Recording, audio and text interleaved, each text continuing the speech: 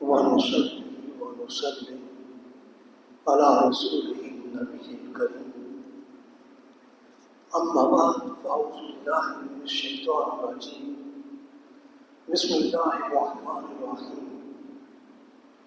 إن الله يأمر بالعدل والإحسان. صدق الله العلي العظيم وصدق رسوله النبي الكريم.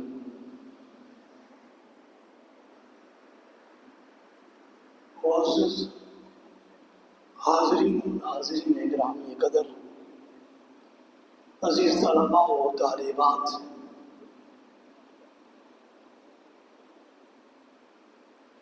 یوم آزادی پاکستان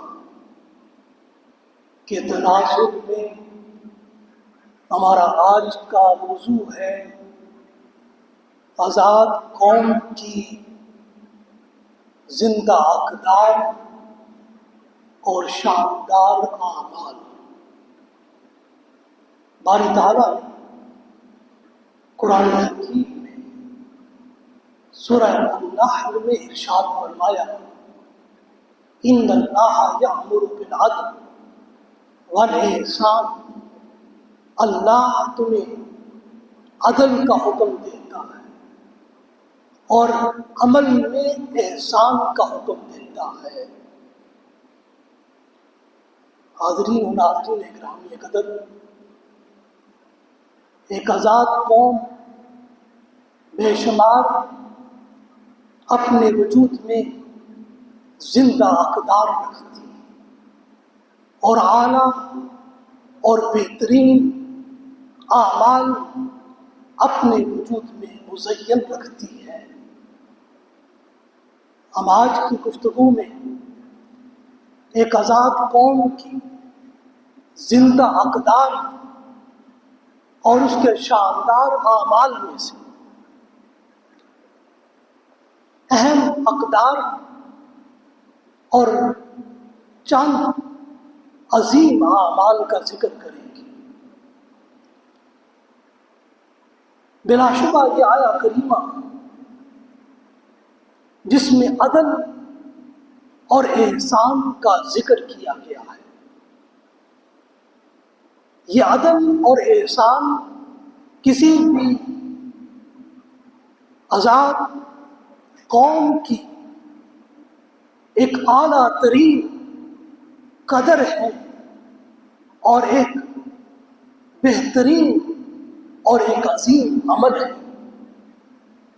عدل اور احسان قوم کی آزادی اور وطن کی آزادی کی بنیاد بنتے ہیں. یہ عدل اور احسان فرد کو بناتے ہیں، قوم کو بناتے ہیں. یہی وجہ ہے کہ عدل یہ ایک ایسی قدر ہے جو ایک زندہ قوم کی شناخت بنتی ہے. اور یہ عدل جب کسی قوم میں ہوتا ہے، کسی ریاست اور حکومت میں ہوتا ہے، تو یہ سب کے لیے مساوی ہوتا ہے.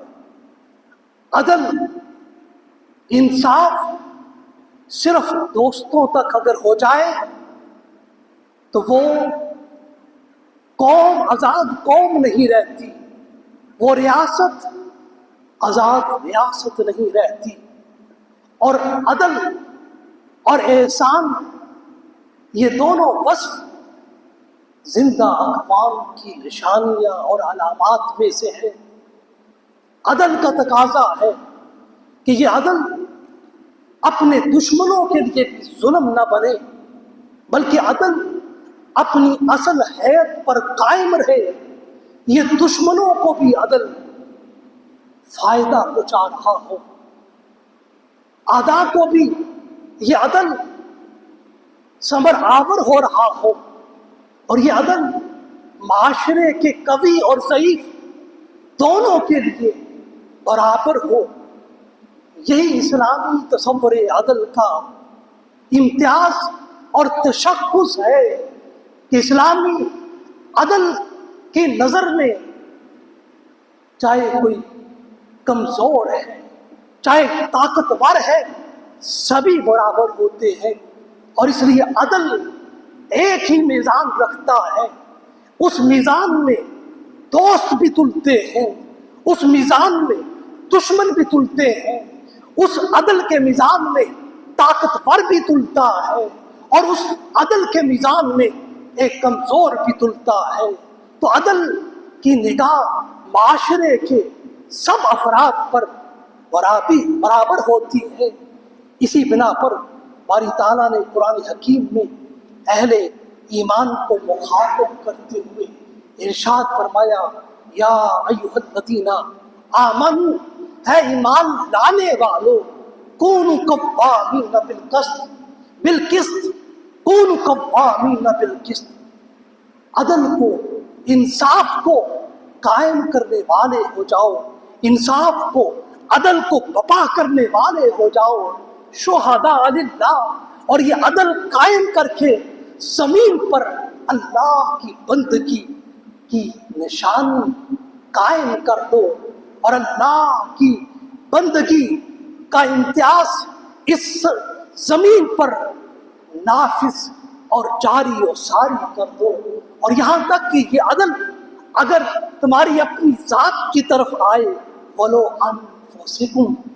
علی انفسکم، اگر عدل تمہاری اپنی ذات کی طرف بھی آئے تو تم خود بھی عدل کے میزان پر خود کو تول رہے ہو، تو تم عدل میں اپنی ذات کو بھی پیش کرو، اپنے عزیز و اقارب کو بھی پیش کرو، اپنے دوستوں کو بھی پیش کرو۔ جو عدل کے میزان پر تل جائے وہی حقیقی معنوں میں اللہ کا آزاد بندہ ہے۔ حاضرین و ناظرین اکرامی قدر، عدل کا مفہوم فقط یہ نہیں ہے کہ عدالتوں سے ہی انصاف ملے۔ عدالتیں جو فیصلہ کرتی ہیں وہ سراسر عدل پر منحصر ہونا چاہیے، لیکن عدل فقط عدالتوں کے اندر ہی محدود نہیں ہے، عدالتوں کے اندر ہی مقید نہیں ہے، بلکہ عدل اپنا ایک وسیع تصور رکھتا ہے۔ عدل پورے معاشرے میں ہونا چاہیے، عدل ہر جگہ ہمیں نظر آنا چاہیے۔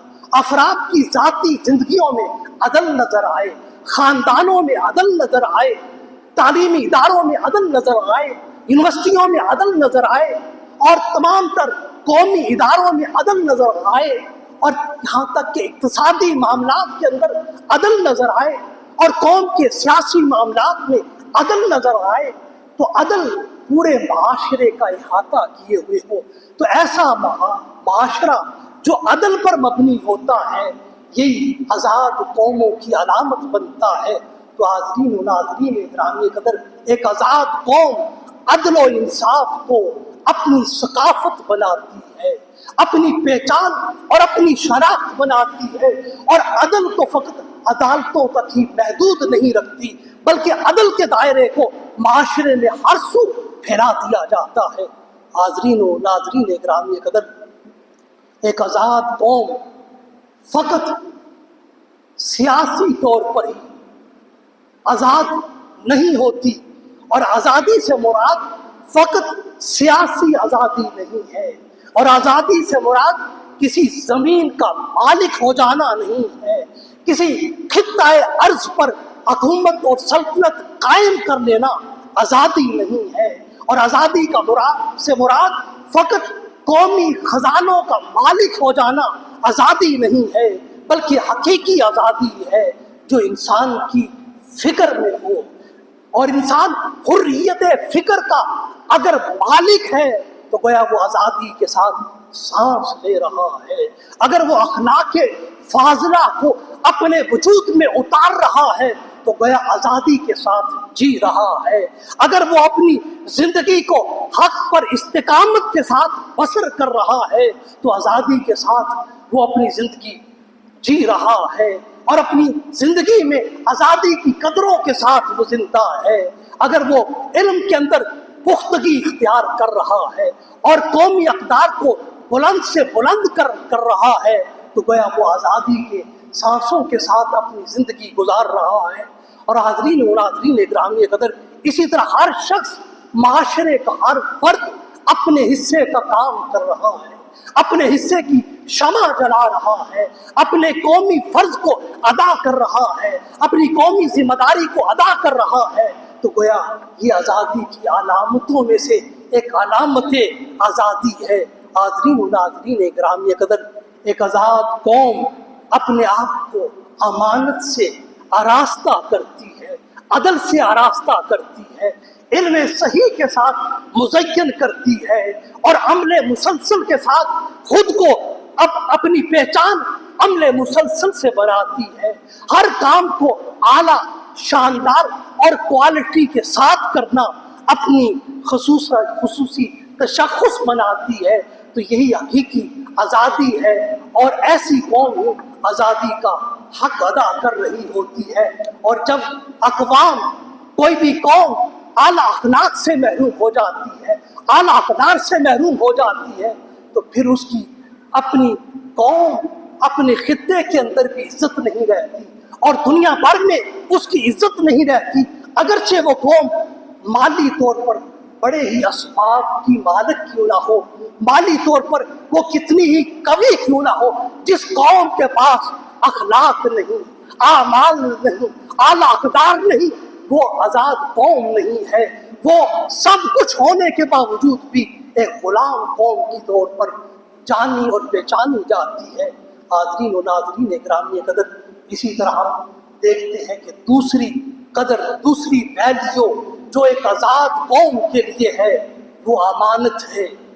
یہ امانت ہر شخص جو ذمہ داری ادا کر رہا ہے، اس کو، اس ذمہ داری کو ایک قومی امانت کے طور پر ادا کر رہا ہے، تو یہ گویا وہ آزاد فرد ہونے کا حق ادا کر رہا ہے۔ ہر شخص جس منصب پر بیٹھا ہوا ہے، اس منصب کو قومی امانت کے طور پر ادا کر رہا ہے، تو گویا وہ ایک آزاد قوم کا فرد ہے۔ حاضرین و ناظرین گرامی قدر، ایک آزاد قوم وہ منصب کو فقط انجوائے نہیں کرتی، کوئی بھی منصب اس کے سپرد کیا جائے تو اس کو اپنی شناخت نہیں بناتی، اسے اپنا وجہ امتیاز نہیں بناتی، بلکہ اس منصب کو قوم کی امانت سمجھتی ہے۔ اس منصب کی تمام تر ذمہ داریوں کو ادا کرنا اپنی خصوصی شناخت بناتی ہے۔ اس لیے باری تعالیٰ نے فرمایا، جب بھی قومی ذمہ داریاں کسی سطح پر بھی تم ادا کرو تو اس حکم کو پیش نظر رکھو، ان اللہ یأمر ان تعدوا الامانات الی اہلھا۔ فرمایا قومی امانتیں، قومی ذمہ داریاں، مناسب کی ذمہ داریاں اہل لوگوں کے سپرد کیا کرو، جو جس منصب کا حق ادا کر سکے انہی تک یہ ذمہ داریاں پہنچایا کرو، یہ امانتیں اہل لوگوں کے سپرد کیا کرو۔ حاضرین و ناظرین گرامی قدر، ذمہ داری یہ ہر قوم کے فرد پر، اس کے کندھوں پر ہے۔ ہر قوم کا فرد وہ اپنے طور پر کسی نہ کسی ذمہ داری کے ساتھ وہ خود کو مزین کیے ہوئے ہے۔ اس ذمہ داری کو کما حق کو ادا کر دینا، یہی قومی امانت کا ادا کرنا ہے۔ اسی طرح ہمارے پاس قومی خزانہ ہے، ہر سطح پر قومی خزانہ، جہاں جہاں قومی خزانہ ہے اس قومی خزانے کی حفاظت کرنا، اس میں خیانت نہ ہونے دینا، اس میں کرپشن نہ ہونے دینا، اس قومی خزانے کی ایک ایک پائی کی حفاظت کرنا، یہ امانت کی حفاظت ہے۔ گویا قومی خزانہ وہ جس فرد کے پاس ہے وہ ایک امانت ہے، اس امانت میں کبھی خیانت نہ ہونے دے۔ اسی طرح قضا، فیصلہ کرنا، عدالتوں میں حق پر فیصلہ کرنا، عدل پر فیصلہ کرنا، انصاف پر فیصلہ کرنا، یہ قضا، یہ عدالتی ذمہ داری، یہ قوم کی امانت ہے۔ ہر جج، ہر جسٹس کی ذمہ داری ہے کہ وہ اس ذمہ داری کو قومی امانت سمجھتے ہوئے ادا کرے۔ اسی طرح اگر کوئی تعلیم کے ساتھ وابستہ ہے، اگر کوئی ٹیچر ہے، اگر وہ پروفیسر ہے، تو تعلیم دینا اس کے پاس ایک قومی امانت ہے۔ یہ قومی امانت کی ذمہ داری اس ٹیچر کو دی گئی ہے۔ اس کی ذمہ داری ہے کہ اپنے طلبا کو، اپنے شاگردوں کو اعلیٰ سے اعلیٰ تعلیم دے، اپنے اس سبجیکٹ کے اندر ان کو ایکسپرٹ کر دے، ان کو ماہر کر دے، اور اپنے اس سبجیکٹ کی تمام تر جزیات اور کلیات سے ان کو آگاہ کر دے، اور ان کو زمانے میں علم کا امام بنا دے۔ تو اگر کوئی استاد اس طریقے سے اپنا علم طلباء تک منتقل کرتا ہے تو گویا اپنی قومی امانت ٹیچر کی یہ ذمہ داری ادا کر رہا ہے۔ اسی طرح صاحب قلم ہے، کوئی صحافی ہے، کوئی جرنلسٹ ہے، کوئی جج ہے، جس کو اللہ نے قلم استعمال کرنے کا اختیار دیا ہے، اگر اس قلم کو قومی امانت سمجھتے ہوئے استعمال کرتا ہے، فیصلہ عدل پر کرتا ہے، انصاف پر کرتا ہے، اور اگر کوئی جرنلسٹ ہے اور وہ حق بیان کرتا ہے تو گویا وہ اپنی قومی امانت ادا کر رہا ہے۔ اگر اس قلم سے خیانت کرتا ہے، حقائق کو مروڑ کر اور حقائق کو صرف نظر کر کے اگر لکھتا ہے، بیان کرتا ہے، بولتا ہے اور قلم چلاتا ہے تو گویا اپنی قومی امانت کے اندر وہ جرنلسٹ، وہ جج، وہ عدالت کا وہ قاضی گویا قومی امانت کے اندر خیانت کر رہا ہے۔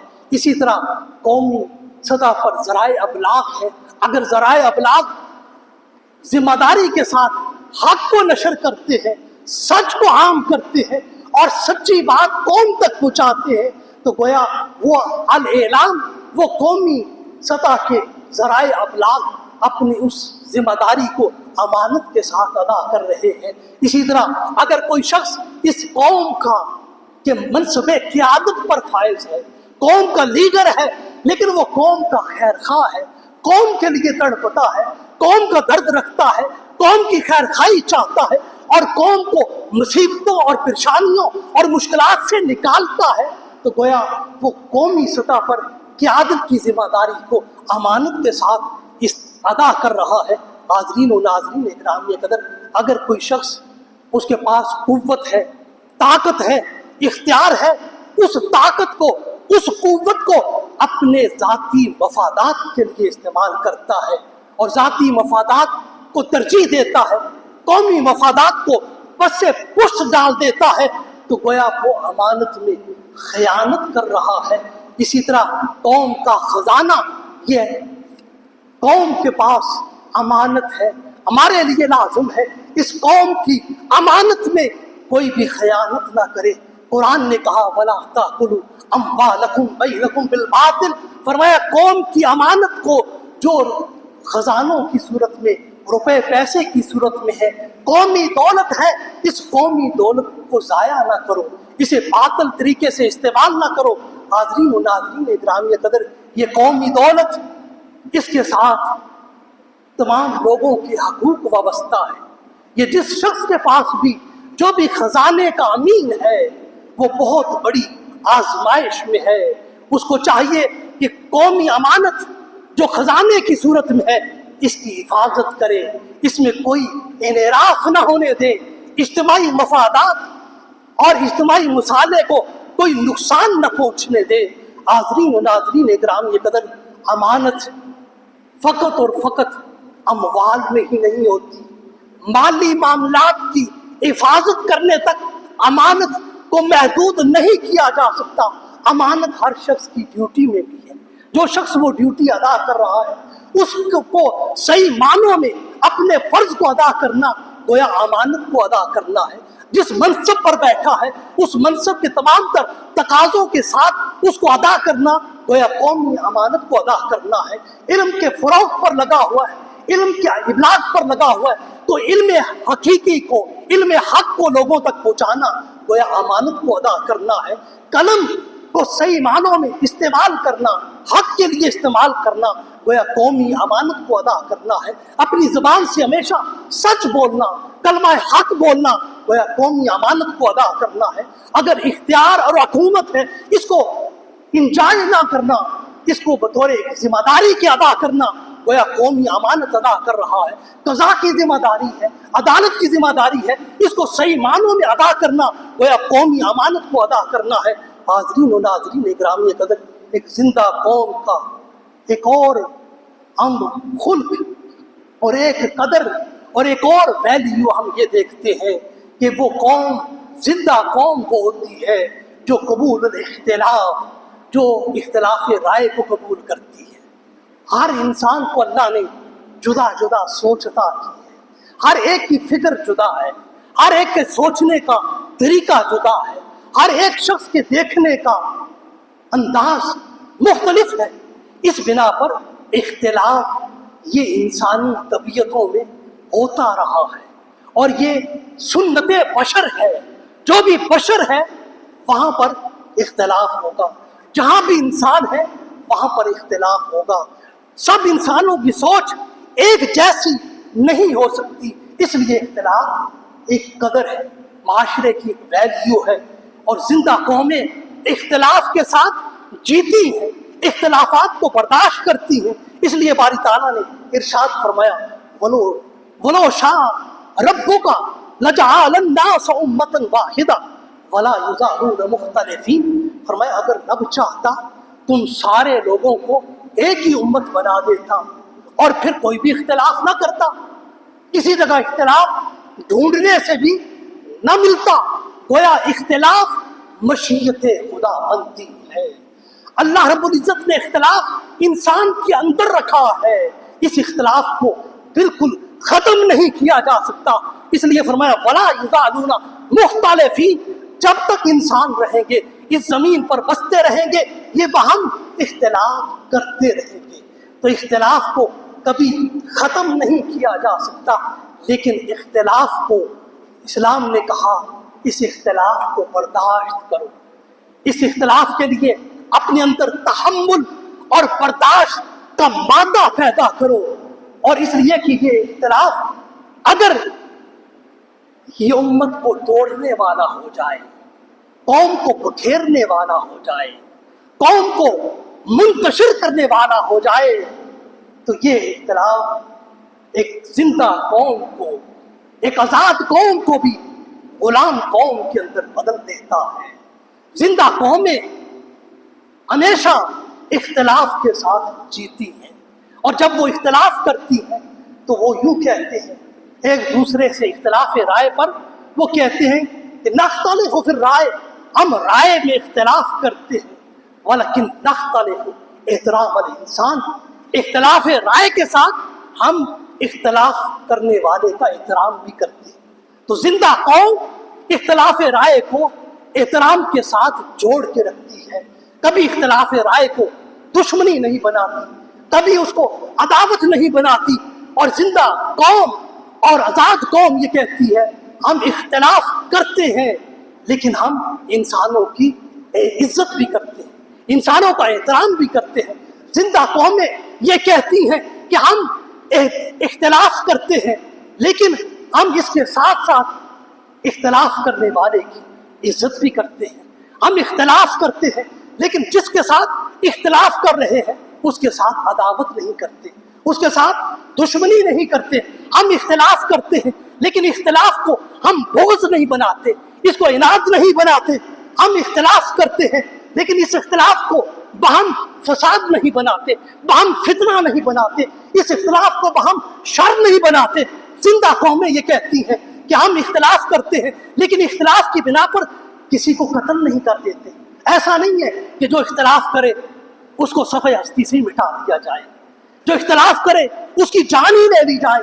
ہم اختلاف کرتے ہیں لیکن اختلاف کی بنا پر کسی کو جہنم میں نہیں بیچتے۔ جیسے مذہبی اختلاف کے اندر لوگ خود کو جنتی بناتے ہیں اور دوسروں کو دوزخی بناتے ہیں، تو اختلاف کا مقصد ہرگز یہ نہیں کہ خود کو جنتی بناؤ اور دوسروں کو جہنمی بھی بناؤ۔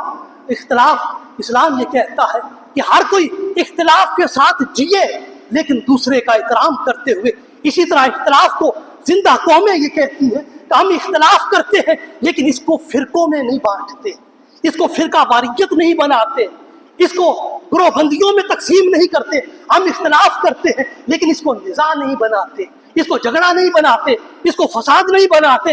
ہم اختلاف کرتے ہیں لیکن اختلاف کو کبھی اپنی کمزوری نہیں بناتے، اختلاف کرتے ہیں لیکن اختلاف کو اپنی جہالت نہیں بناتے۔ ہم جب کوئی فریق مخالف بھی رائے دیتا ہے، دلیل دیتا ہے، قرآن کے ساتھ مخاطب ہوتا ہے، اس کی دلیل کو لے لیتے ہیں، اگر وہ حق پر ہوتا ہے تو اس کی دلیل کو لے لیتے ہیں. تو اس بنا پر زندہ قومیں وہ ہیں جو اختلاف کو کبھی تعصب نہیں بناتی. وہ یہ نہیں کہتی اگر میرے خاندان کا فرد بول رہا ہے، اگر میرا دوست بول رہا ہے تو یہ حق پر ہے، جو دوسرا ہے یہ چونکہ میرے خاندان کا نہیں ہے، میرا دوست نہیں ہے، میرا جاننے والا نہیں ہے، یہ ہے باطل پر ہے. تو زندہ قومیں کبھی اختلاف کو اس طرف نہیں لے کر جاتی کہ تعصب بنا لے، اور اس کو کبھی عناد نہیں بناتی، کبھی اس کو دشمنی نہیں بناتی. تو عزیز و ناظرین اکرامی قدر، اسی طرح ہم دیکھتے ہیں کہ اقوام کی زندہ اقدار میں سے ایک قدر یہ ہے کہ وہ کوئی قوم اپنی تعداد میں تنوع کے ساتھ، لیکن زندہ قوم ہمیشہ وحدت پر رہتی، اتحاد پر قائم رہتی. اگرچہ اس میں تنوع پایا جاتا ہے، تو جو تنوع ہے، کثرت ہے، زبانوں کی کثرت، رنگوں کی کثرت، خطوں کی کثرت، یہ کبھی بھی وحدت کے منافی نہیں ہوتی. اس لیے اللہ رب العزت نے قرآن حکیم میں ارشاد فرمایا سورہ الحجرات میں وَجَعَلْنَكُمْ شُعُوبًا وَقَبَائِلَ لِتَعَارَفُوا، فرمایا ہم نے تمہیں مختلف اقوام میں، قبیلوں میں تقسیم کیا ہے. اس لیے تقسیم کیا ہے لِتَعَارَفُوا، تاکہ ایک دوسرے کو جان پہچان کرنے میں آسانی، ایک دوسرے کی شناخت کر سکو، ایک دوسرے کا تعارف حاصل کر سکو. تو یہ تنوع کبھی زبانوں کی وجہ سے ہوتا ہے، یہ تنوع کبھی ثقافت کی بنا پر ہوتا ہے، یہ تنوع کبھی علاقوں کی بنیاد پر ہوتا ہے، اور یہ تنوع کبھی نسلوں کی وجہ سے ہوتا ہے. مختلف نسلوں سے تعلق رکھنے والے لوگ ایک جگہ پر بس رہے ہوتے ہیں، اور یہ تنوع کبھی مختلف قبائل کی وجہ سے ہوتا ہے، اور یہ تنوع کبھی مختلف زبانوں کی وجہ سے ہوتا ہے. جیسے پاکستان میں ہے، کوئی پنجابی بول رہا ہے، کوئی سندھی بول رہا ہے، کوئی بلوچی بول رہا ہے، کوئی پشتو بول رہا ہے، اور دیگر علاقائی بے شمار زبانیں وہ یہاں پر بول رہے ہیں، رہ رہے ہیں. لیکن یہ زبانوں کا مختلف ہونا، زبانوں میں تنوع ہونا، یہ وحدت کے منافی نہیں ہے، یہ اتحاد کے منافی نہیں ہے، بلکہ یہ سارے کا سارا تنوع یہ وحدت اور اتحاد کا مصدر بنتا ہے. لیکن یہی تنوع جب تعصب میں بٹ جائے، جب یہ تنوع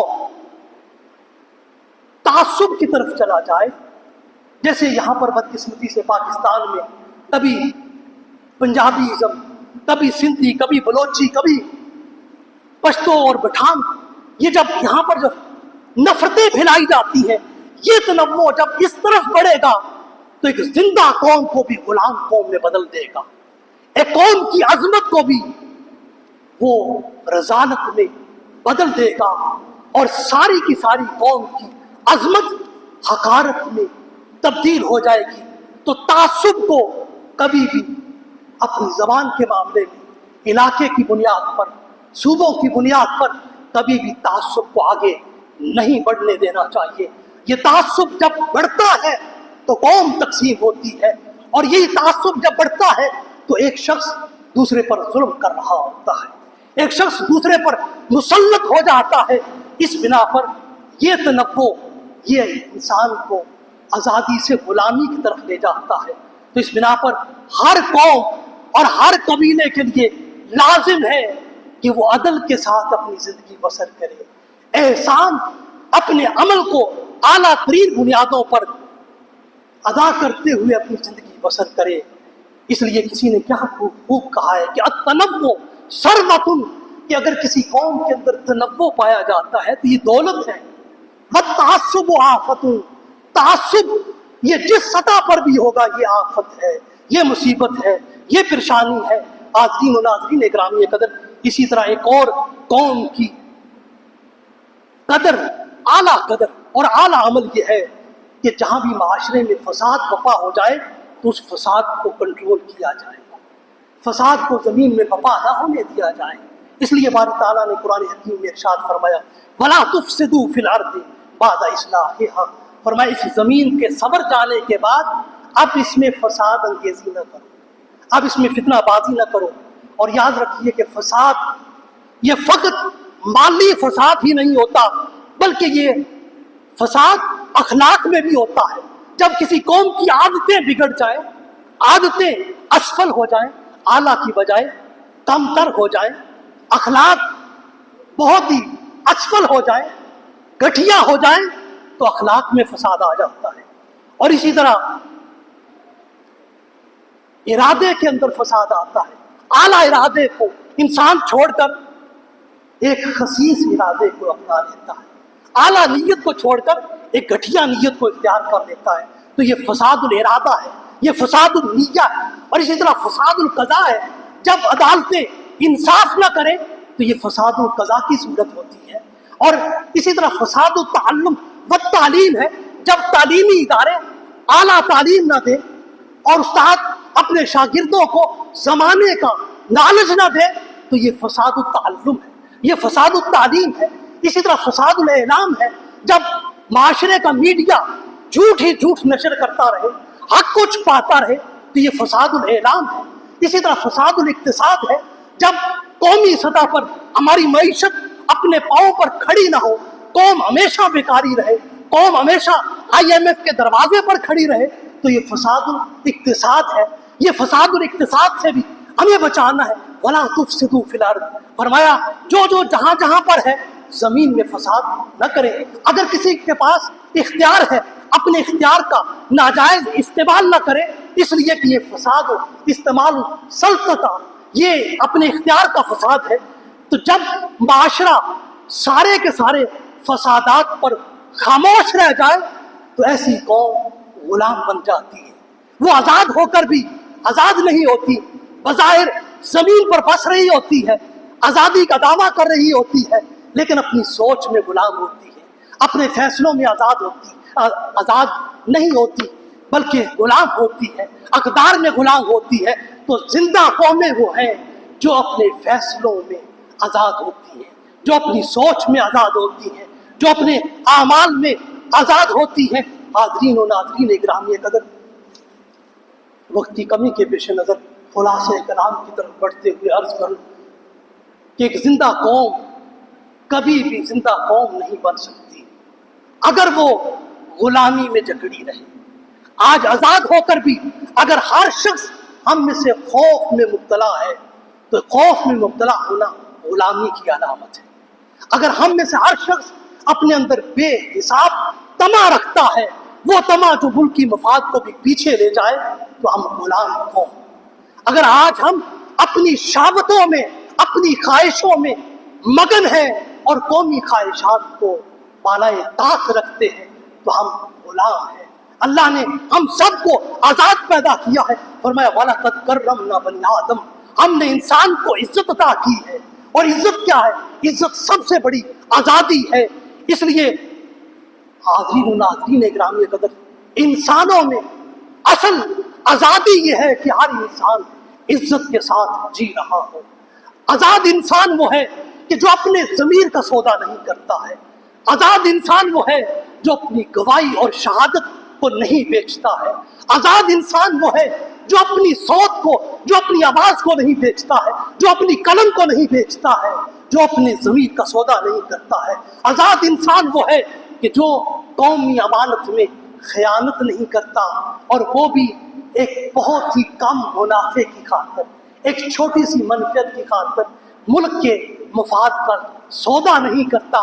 تو آزاد انسان وہ ہے جو اپنے ضمیر کو قائم رکھتا ہے حق کے ساتھ، اپنی شہادت کو دائم رکھتا ہے حق کے ساتھ، اور اپنی آواز کو حق کے ساتھ لازم و ملزوم رکھتا ہے۔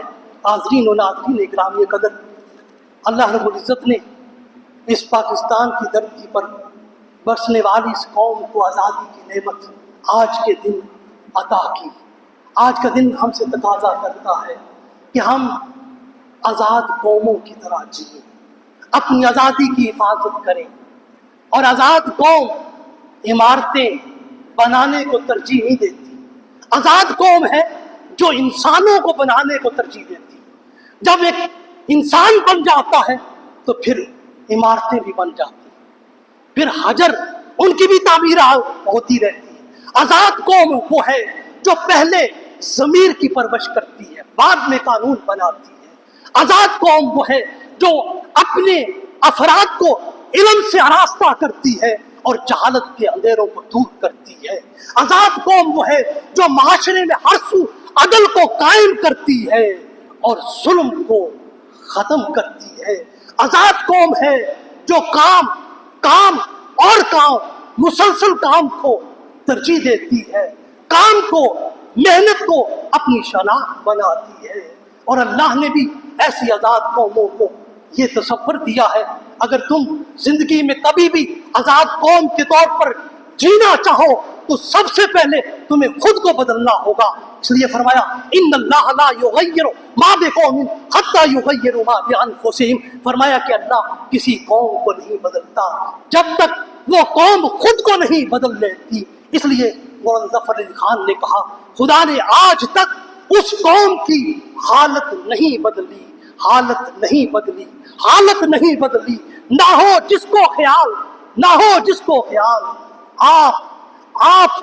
آپ اپنی حالت کے بدلنے کا، آپ اپنی حالت کے بدلنے کا، آپ اپنی حالت کے بدلنے کا۔ وآخر دعوانا الحمدللہ۔